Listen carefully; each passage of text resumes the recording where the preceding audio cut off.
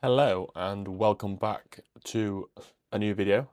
We're going to do just a little tour, well not a tour, just a show around of the little business I run selling Le Creuset. So I'll turn the camera around and have a little walk around of what it is I do here.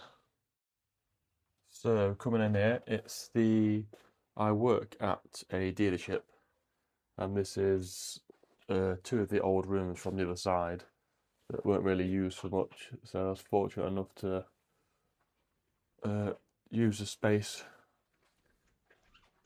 just to run this business from and see if it took off or not, or what happens with it. But we have, space-wise, it's a little bit longer than standard single garage, just not quite as wide, so that gives you a rough idea of the size of what's in here. But then we'll start from the corner. Dumped in this corner is just the old spare plastic racking which I started out with. Then I ended up moving on to, this is off Amazon I think. This is quite solid. They come in different sizes. I think it's 180 high by 120 wide I think. I think they're about 40, 50 centimeters deep. So you get quite a lot, and they'll hold, I'm sure they'll hold like 250, 300k per shelf, but there's not that much on them anyway. So we've got obviously a range of colours. We've got all reds, blues, sizes of wocks down there. One of the Creuset cast iron stands that you don't really see anymore. Quite hard, especially by the orange. It's quite a pricey item. And it's just a case of filling the shelves. We've got shallow casserole dishes, roasting trays, griddles. There's a rare, well, sort of rare, when Le Creuset worked with Toblerone, so that's a fondue. There's a few on eBay, but not a huge amount. That's one of the fish dishes by, I can't remember what the name of the designer who made it was. It's slightly different to standard Le Creuset. I don't think I've got saucepans left of what it used to be like. But, oh, some of the newer stuff, which don't really sell very well. I think everyone just likes the cast iron. And then the Mumbin label printer.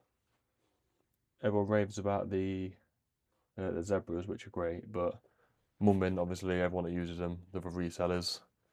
The fact that you can do it from your phone, it's just Bluetooth. You don't have to actually be near the machine is a bonus compared to the older stuff.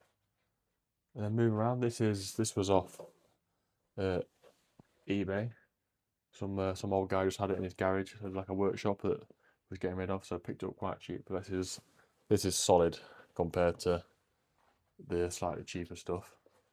But you obviously get loads more, and you got real thick 15mm board in there that holds a lot of weight. So that's full. So down this way, saucepan sets. That's a gift for someone who's helping us out. Some of the rare things, the Swiss inspired cheese fondue pan. Then again, just a range of kettles, big casseroles, soup dishes, Cousins, which was the brand before Le Creuset that Le Creuset bought out. Some of their old stuff. Can't really tell too much. Obviously, the lids are different and the handles. But apart from that, the colour wise, they look pretty similar. But we've got here 1, 2, 3, 4 levels on there. All range, and a load of blue tubs underneath, which have this one. There's a black set in there that's still not actually pictured, so I might leave that half out so I remember. In here is the rolls of brown paper for void fill. There is, oh, the yellow set under there. Some of the homemade and the Creuset stands, all ready to go. The tub on this far end is wood stain for the shelves that I make to go with saucepans. There's one logo on the side. Still needs to just finish it off. But that's what the wood stain looks like. Then we have spare camera stands. Camera stands. That one as well. There's like a bird's eye. This is pretty good. So it's real bright LED light, but it plugs into the mains. And then on the end, I think, if you ping that off, you can have another one coming out. So if you've got a garage or a longer room, you can have them floating around rather than not having them wired up to the mains. Business card, I was supposed to put in each order, but I tend to forget until it's actually wrapped up. So I've still got quite a few of those left. Scales for obviously weighing parcels. They go up to, I'm sure these go up to 150 or 300. They're quite heavy duty ones, but obviously I never get anything of that weight, so you're always safe. Mic, which I've got on now, the Holyland mic, cheap and seems to work well. It's little spares department. There's handles, more handles, wooden. Oh, there's loads of spare knobs as well. Wooden handles, plastic handles. There's a load of the wooden handles. Little tray of all sorts of stuff. Hot chocolate, gloves, spare GoPro, which I don't tend to use anymore because they're not all that good. There is all the tape. The stamp I've had made to stamp the stands. And then there's another tray here that's got some spare knobs in. This is what I used to clean it with originally. I realised it was really heavy to move around, but that is all full of shredded paper, just for packing. Just keeps it in one place rather than having boxes. More of the plastic racking that I started off with originally. Doesn't hold as much. It was the start. You see there, the shelves start bowing after a while, so it's best not to put too much on. But again, just usual casseroles, saucepans, kettles there. More casseroles, box kettle. Just everything Le Creuset you can think of, to be honest. And obviously try and stack it, because if you had everything on a single, it would you'd fill the place up in no time. All that spare safe, just random stuff in. So that's in this. Oh, this is the when I do like peer view sort of view. This is off Amazon, like 20 quid I think, but quite a good neck stand. That sits on your chest, that part, and I thought the camera would constantly move, but it stays quite steady, which is good. So this is this end of the little workshop, and then this is the other. So these, oh crap, these are off Temu, and I'm surprised they're still up. I try not to put too much, or at least spread the weight on these. Got another shelf, just full of stuff. That one down there is obviously like I would say a rival to the Creuset, but they're nowhere near as big. That's a store stuff. That is a Snowflake casserole dish in there. You got the signature Le Creuset. Obviously the more modern, not as good. Well, it is good, but it doesn't look as nice.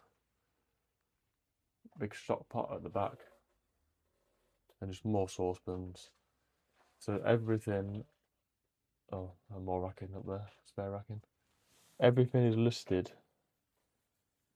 in here, in that room, and in here, barring the bottom shelf. So all of these, that, all of those there, and then this tub that's just full. It must be 50, 70 odd pans. These will all go, whoop, and get refurbed.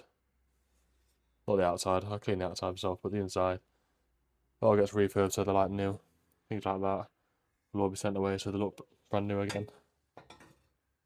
And then it becomes finding a home for all of those. Cleaning stuff. Nothing abrasive, nothing strong. If I wanted to put my hand in both of those and it wouldn't do anything. Your hand would just smell a bit of greasy residue, but there's nothing fancy in here to clean. It's just something I've found that seems to work well, which is a trade secret, unfortunately.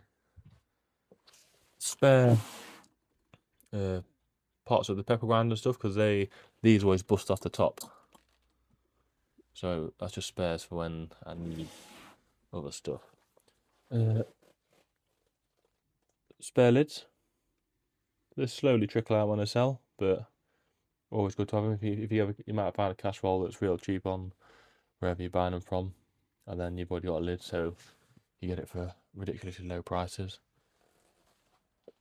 Another stand. Great item. Another stand. All full. Pots, pans, casseroles. The odd kettle maybe. Ready to go. This is the stuff I use for packing. So it's comes in 1, 3 and 5 mil, I think, of Jiffy foam. Way better than bubble wrap, I find. Never had a single thing break yet. I only get put like 2 layers around. Really good stuff. Just load around of tools and bits and bobs that I use. And then in here, obviously these are from work. I just left them in here because it's easier to hold all the ceramic stuff. So, we got the avocado pot there. New cool things. Artichoke, spare blueberry, but I need to find a new lid. Then they're all just full. Ceramic, another artichoke, gravy boat, coffee jar, the pear croquette thing. And then just every drawer. Just a lot safer it being in here than it is on a shelf. In case you knock it, it wobbles off or whatever. Well, that one's not got much in. Oh, 2 of the Christmas puddings and the Mickey Mouse kiddie dish thing. But yeah, but everything is in here somewhere. And once I find something a little bigger, I'll be able to knock these shelves up. I'll probably do away with these and get more of these, unless I can find a real heavy duty one again from Facebook or something that's going cheapish. But that is where I run most things from. Oh, and this here, struggling for ages, what can I use as a backdrop? Like fancy whatever. This is just a white blind. Obviously choose whichever colour you like if you're doing your own thing, but white blind. Retract it back up, it's out of the way. Put it back down to work on. That easy. So that gives you a little insight of how I do and run things from the 2 rooms. I hope you enjoyed the video. If you did, feel free to like, comment and subscribe, and I'll see you on the next video.